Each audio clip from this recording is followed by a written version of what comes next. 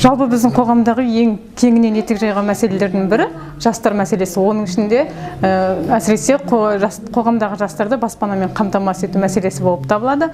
Және ол мәселе бүгінде өз шешімін таба алмай келеді. Біздің Алматы қаласы және Алматы облысы бойынша жастардың арасында сауалнама жүргізген болатынбыз. Сол сауалнаманың нәтижесінде 250 адамға жуық жастар жауап берді. Соның ішінде 1% ғана өзінің жекеменшік баспанасында тұратын мәлім болды. Сондай-ақ туыстарымен, ата-анасымен 5% ғана тұрады. Көбінесе жалдамалы пәтерлерде, жалдамалы бөлмелерде жалдап тұратыны белгілі болды. Және қоғамдағы жастардың көбісі бізде жұмыссыздыққа тап болып келеді. Жұмыссыздықтың нәтижесінде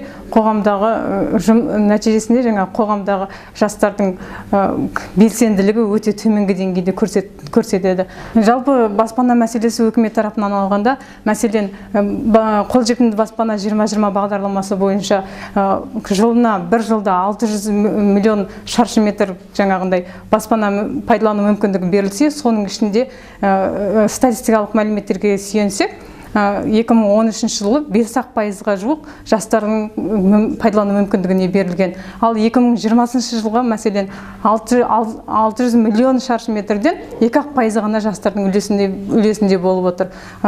Сонда қорыта келгенде жастарға мүлде мүмкіндік жоқ. 100%-дің кемінде бір 5% ғана жастардың мүмкіндігінде болып тұр.